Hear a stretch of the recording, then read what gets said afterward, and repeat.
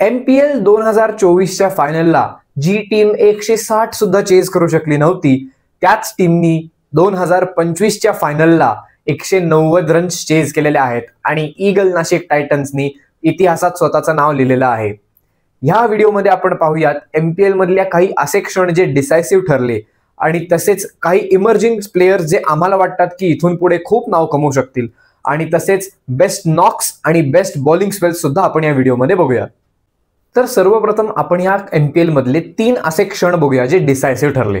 सगळ्यात पहिला म्हणजे रायगड रॉयल्स विरुद्ध कोल्हापूर टस्कर्सच्या मॅच मध्ये शेवटच्या बॉलवर 2 रन हव्या होत्या आणि रायगड रॉयल्सच्या कर्णधारांनी सोप्पा बॉल सोडला आणि बाउंड्री गेली. त्यामुळे रायगड रॉयल्स हे टॉप 2 मध्ये फिनिश करू शकले नाही आणि कोल्हापूर टस्कर्सनी क्वालिफाय केलं.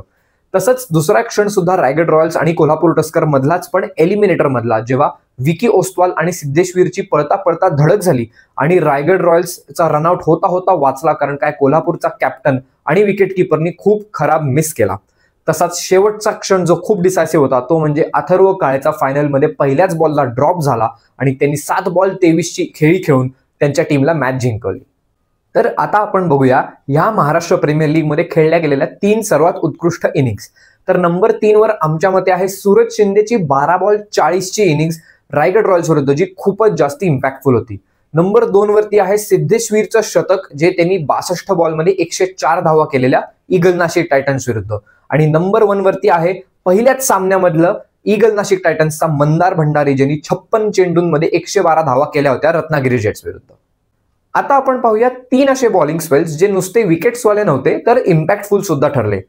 3 नंबर वरती आहे रायगड रॉयल्सचा शुभम कदम, ज्यांनी 10 ओव्हर्स मॅच मध्ये 2 ओव्हर्स टाकून 1 विकेट घेतली आणि फक्त 9 रन दिल्या होत्या.